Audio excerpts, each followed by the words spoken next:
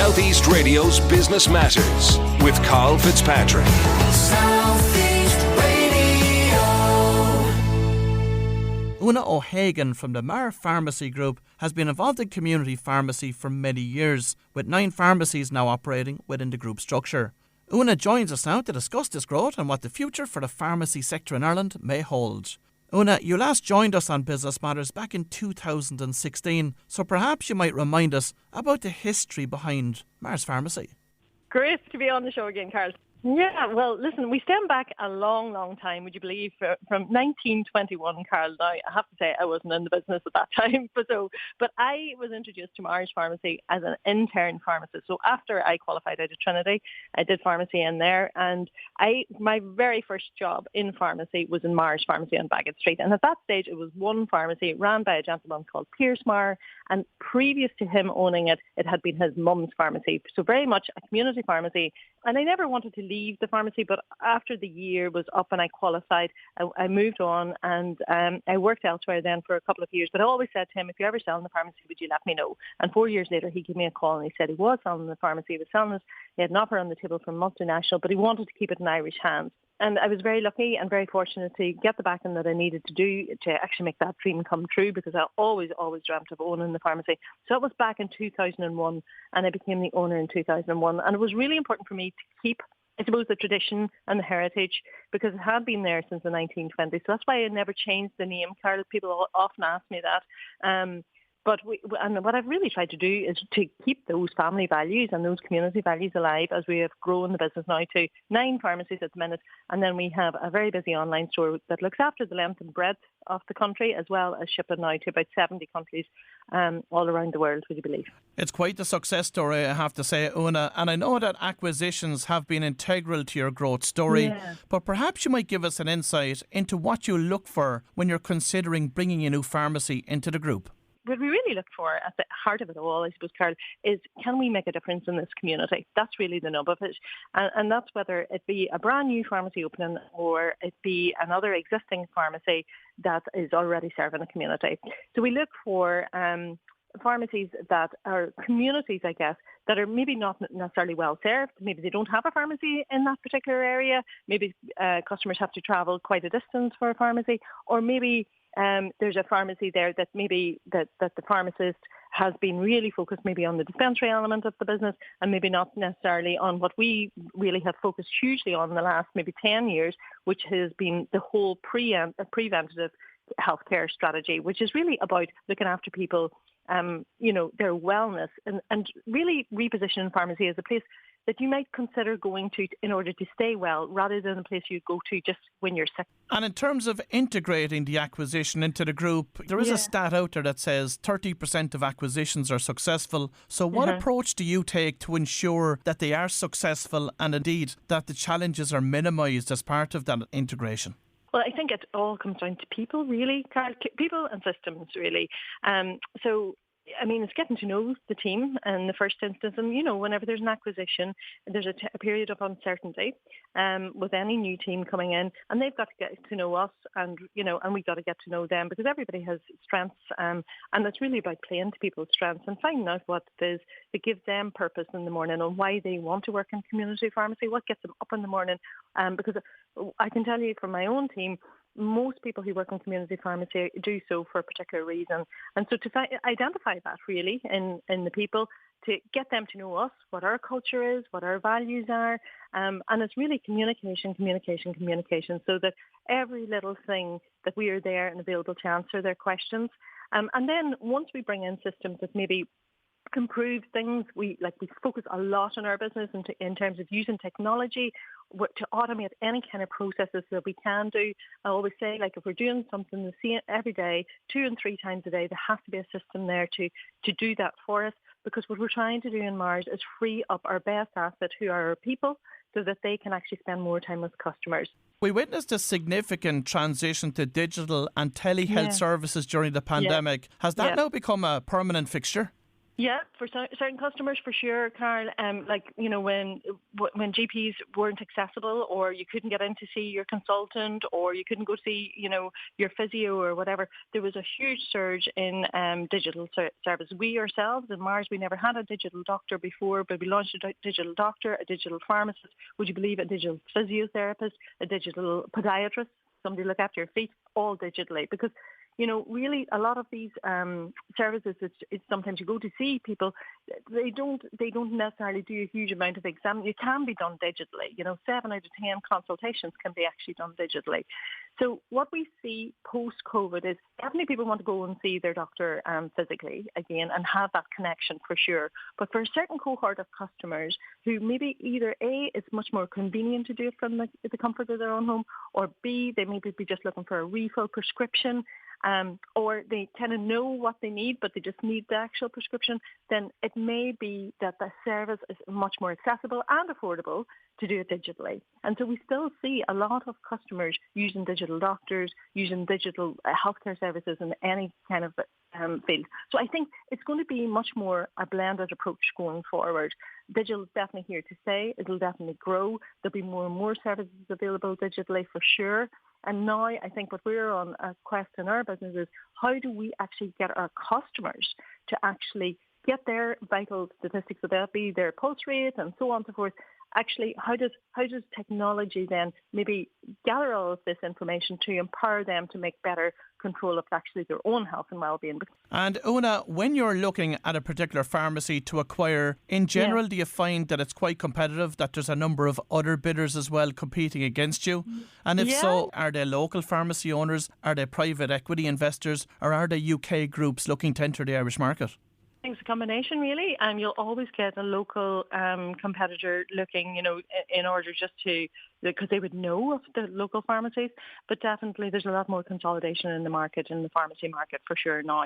So we have the Uniphar Group have recently purchased, the Macaulay Group, the Hickey's Group, they have the Life chain, they have the All Care chain. So they have definitely consolidated a lot of the market. And then there are others. There are other multinationals as well. So it's always going to be a very competitive space for sure. So you will have a mixture of, local competition as well as the bigger guys. In terms of UK entrants, there hasn't been too many other than the people who have been here for a long time. So in terms of the private equity space, there hasn't been too much. The private equity is definitely involved in the Macaulay's deal before they sold off recently. But it's really local competition and Irish groups that would be, definitely the bidders. And of course, since we last spoke, we've had a global pandemic, a war and a cost of living crisis. So in general, how are pharmacies actually performing today? Well, it's very challenging for sure. We work in a space, I guess, that there's always going to be a need for healthcare. But I think the biggest thing for us, there's two main big problems. Number one is the availability of pharmacists, because there's a lot of pharmacies and pharmacies are open long hours. So you generally would need 2, if not 3, if not 4 pharmacists to actually service a pharmacy, to cover off holidays and so on and so forth. And the fact of the matter is there's just not enough pharmacists in Ireland. So there's a real problem in terms of actually getting qualified pharmacists, as there is in lots of other healthcare roles. So that is the number one problem that we have. And then the second problem that we have is the cost of actually business at the minute. So just like every other business in Ireland, our costs have absolutely spiraled, not only from a supply chain point of view, but also, energy, just every cost has gone up. I don't think there's been a cost that's come down at all. So packaging, even the simplest little things, I suppose, once up and down the supply chain has an effect on us, whenever we're servicing the public. So that is a challenge. Managing costs, for sure. That's a big part of what I do day to day, as well as, recruiting pharmacists, and not even just pharmacists, pharmacy technicians and healthcare advisors as well, because retail is tricky. You're on your feet all of the time. You're working on sociable hours and long hours and bank holidays and so on and so forth. So it can be a challenge to get people to even work in the healthcare space, work in retail in general, to be honest with you. I know that your own industry body has been outspoken in relation to the fact that prescription prices have been coming down in recent years for pharmacies from government. What's the current state of play in that area now? Yeah. Well, in terms of pricing, we're very competitively priced now in Ireland compared to years ago when you'd always be compared to the north or compared to Spain. So the fact of the matter is the cost of medicines has come down considerably here in Ireland. And so so much so that we have a real problem now with supply. And I suppose everybody listening here would know that antibiotics were out of stock at Christmas time, even children's antibiotics, which we should never be out of stock of. HRT, we had a massive problem last year with this. So actually, our big problem here is actually supply of medicines into the country. I think the last time I looked at our wholesaler availability of stock, it was in the 70s. It's never ever been as low as that. Usually it's up in the 80s, if not 90s. So there's a huge, huge problem with lack of supply of medication. And there was one time at Christmas time, we didn't even have any cough bottles, nothing for a chesty cough on our shelves, would you believe? So that is a real issue, managing the supply chain. And that is complex because it's a number of different factors. There's not just one answer, but definitely the cost price of medicines, prescription medicines, into the country is one big element of that, because it takes X amount of money to put a drug on the market in Ireland. And don't forget, Ireland is the size of Greater Manchester area. So when drug companies have set too low of a price here in Ireland, then, why would they put their drug on the market in Ireland whenever they can get a higher price in another European country? And that is a big challenge, bigger picture here, and that is definitely affecting supply into Ireland. So definitely prices have come down considerably, so much so I would say that we're at the tipping point where actual manufacturers are not doing business here. Now, there has also been much talk about pharmacists taking on more healthcare-related responsibilities to alleviate the growing pressure on GPs and hospitals. In your opinion, do pharmacists have sufficient capacity to assume new responsibilities? And if so, how do you envisage that this might work on a practical level? Yeah, I think, day to day, it's definitely not something we would do in our business whilst dispensing, if that makes sense, Karl. You can't be running a busy dispensary, checking prescriptions and talking to customers and giving the proper consultations that they need, to how to use their medicines and so on and so forth, and also be running additional services in our consultation rooms. So you need to have, and how we do it in our business, you need to have a second pharmacist on board for that day who is absolutely focused on running that clinical service in order to give a better, the best-in-class service to not only the patients who are coming in for the prescriptions on the day, but also the patients who are coming in for a particular service, be that vaccinations or be that cholesterol checking or so on and so forth.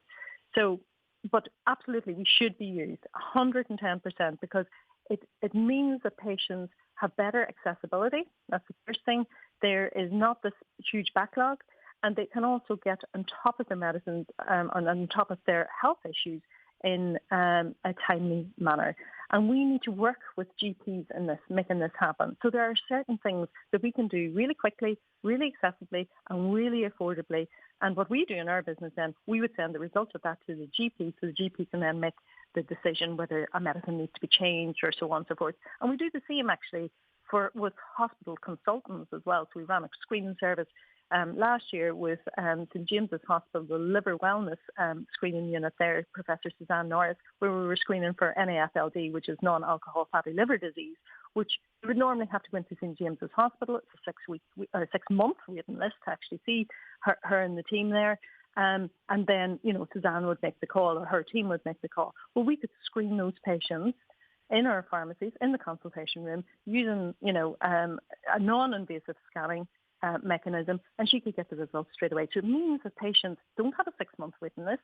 They're getting seen about their liver health much more quickly. But at the same time, what we're doing is we're collaborating, and that's the key thing here. We cannot be working in silos anymore. We need an integrated healthcare system in this country where pharmacists are working with GPs, are working with consultants to make the best care for the patients. Well, if you've just tuned in, that was Oonagh O'Hagan from the Meaghers Pharmacy Group, and I'd like to thank Oonagh for sharing her industry knowledge with us this morning. Southeast Radio's Business Matters with Karl Fitzpatrick.